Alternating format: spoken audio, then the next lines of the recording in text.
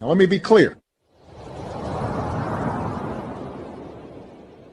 I don't hate Pokemon designs, okay? In fact, I love a lot of them, with Toxicroak, Greninja, and Ludicolo being some of my absolute favorites.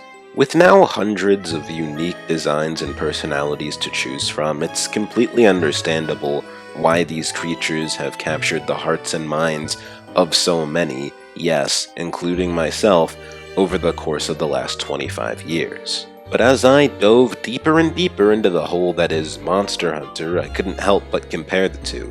They're two video game series based around the brutal capture and murder of fictional beasts with strange powers. Monster Hunter, much like Pokémon, is about the creatures. Ask any Monster Hunter fan, no matter how much we may differ on specific topics, most can agree that few things are more important than the monsters. And this is even true for the toxic members of the fanbase. Like, go on Twitter, look in the comments section of any Monster Hunter tweet, and count how many comments are asking demanding Capcom add more monsters. The monsters are always the stars of the show, even in a game like Rise, where hunters can zip around the map and literally fly if you play Gunlance. Capcom puts so much effort into the design of each monster, be it the visual design, the fight mechanics, or the ecology. All aspects of each monster flow and coalesce into a cohesive whole. The way I'd put it is that Monster Hunter tends to use the show monster then explain functionality based on what's visually apparent approach, whereas Pokémon more often uses the show Pokemon, then give it whatever functionality you want it to have, even when it's outlandish approach. Macargo's body temperature is approximately 18,000 degrees Fahrenheit.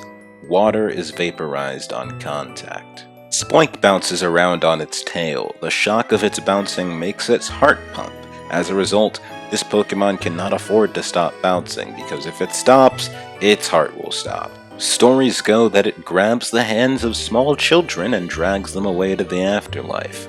It dislikes heavy children. And again, to be clear, I'm not trashing Pokédex entries, I'm just saying that they're outlandish, and I think that that thing works perfectly fine for the world of Pokémon.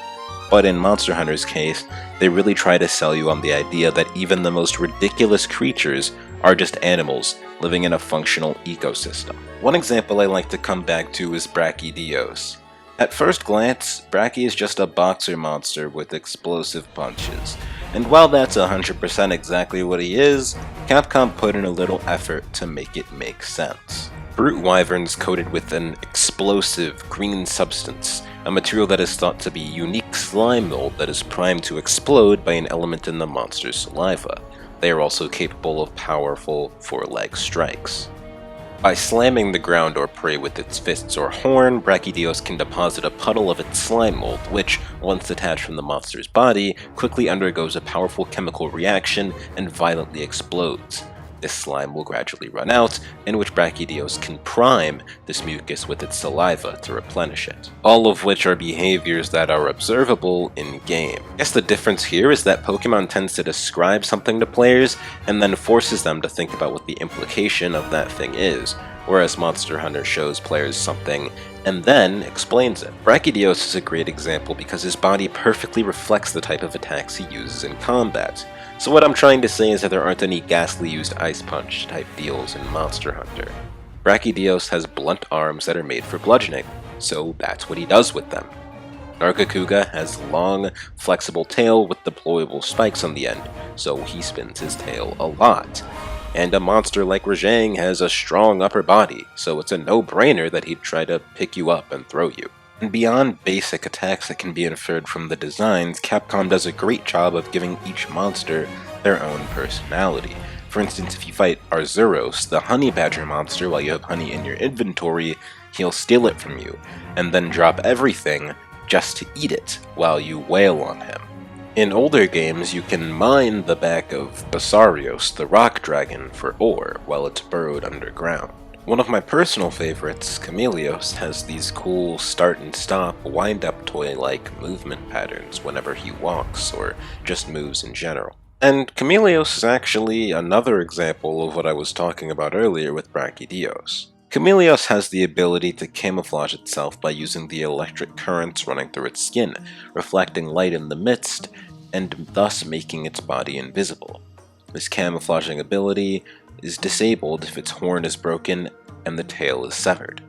Now obviously, this manifests in Chameleos' ability to turn invisible in-game, and which, is super wild, but this little blurb does it for me in terms of believing that somehow, some way, this creature could work.